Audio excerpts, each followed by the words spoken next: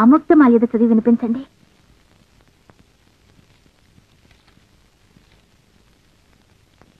బైదరి కుత్తుకలోని పల్లవీ కూతల నవ్వులన్ సొగసు కోర్కులు రావల నాలకించిన మళ్ళీ చదవండి. సొగసు కోర్కులు రావల నాలకించినన్ చేతి కొలంది కౌగిటను చేర్చినన్. చేతి కొలంది కౌగిటను చేర్చినన్. తర్వాత కన్య చిన్నిన్ని మేల్మూతల ఏమిటి మంచి తాళింపులో ఉండగా మూసేశారు? పోనీ దాని అర్థమైనా చెప్పండి. తర్వాత చెప్తానండి. అమ్మాయి తమ్ముడు మందు తాగేను చూడమ్మాయని సుబ్బన్న తెలుపగా అన్నాయని చెవినులిమి అచ్చమ్మ ఏదన్నా నీ నోరు చూపుమనగా చూపితివట నీ నోటను బాపురే 16,000 సారాయి బట్టీలన్ ఆశాపులను గనిన అచ్చమ్మకు కోపము నశించి కిక్కు నెత్తికి అహమ్మందేశు కొందా మురారే ఇంకో 100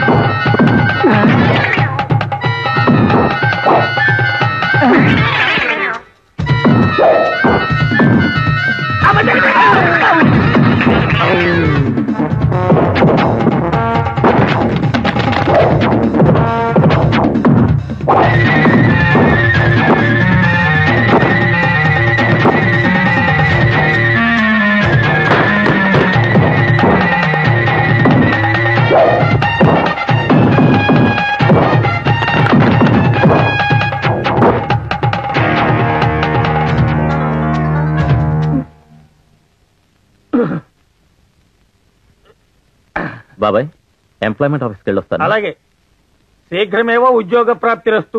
థ్యాంక్ యూ బాబాయ్. అవును, జేబులో ఏమైనా చిల్లర మహాలక్ష్మి ఉందా? సిగ్గుపడుకో, మనలో మనకి అలాంటివి ఉండకూడదు. అందులోనూ నువ్వు పరాయివాడివి కూడా కాదయ్యే. ఉండి వస్తా. ఏమిటి అలా చూస్తున్నావేటి? ఈ దండకథ ఏమిటనా?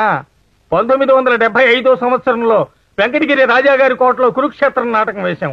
అందులో కృష్ణుడు వేషం వేసి 3:30 శృతిలో చెల్లియో అని పద్యం పాడా. జనం వన్స్ మోర్ కొట్టారు. మళ్ళీ పాడాను, మళ్ళీ కొట్టారు, మళ్ళీ పాడా, మళ్ళీ కొట్టారు. వాళ్ళు కొట్టాని పాడా. అసలు నాకు ఆశ్చర్యం వేసింది, నేను పద్యం ఇంత గొప్పగా పాడుతున్నానా అని. అప్పుడు రాజాగారు నన్ను పిలిపించి, నువ్వు పద్యం కరెక్ట్ గా పాడేదాకా వన్స్ మోర్ కొట్టమని నేనే మనుషుల్ని పెట్టా అన్నారు.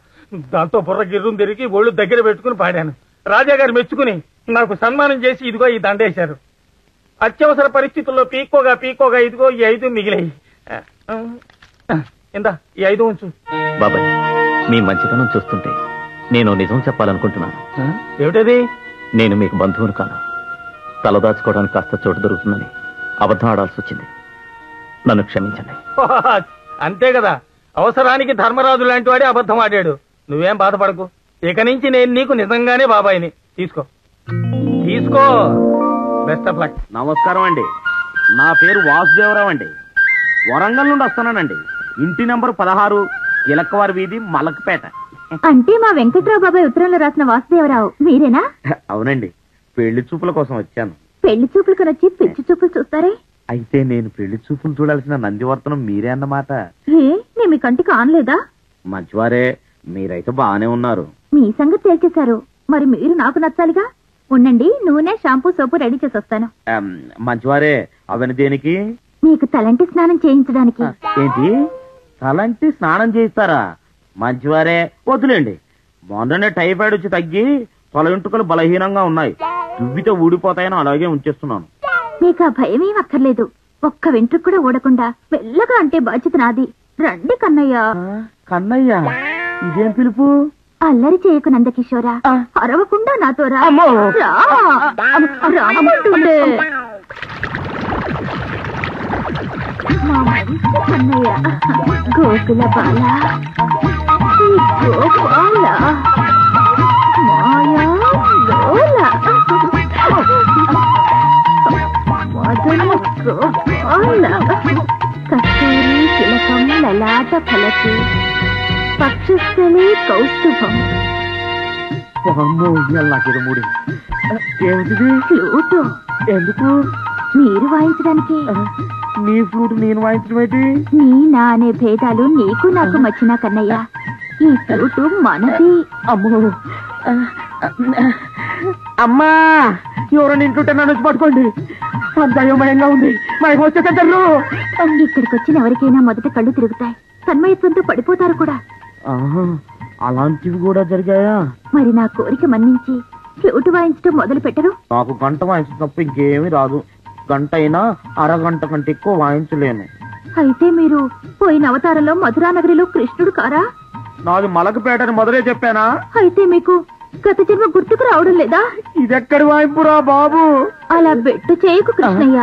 నువ్వు ఈ ఫ్లూటు వాయించకపోతే నేను నీ మీద పడి చచ్చిపోతాను. అంత పని మాత్రం చేయకు. ఏదో నాకు వచ్చిన మటుకు వాయిస్తాను.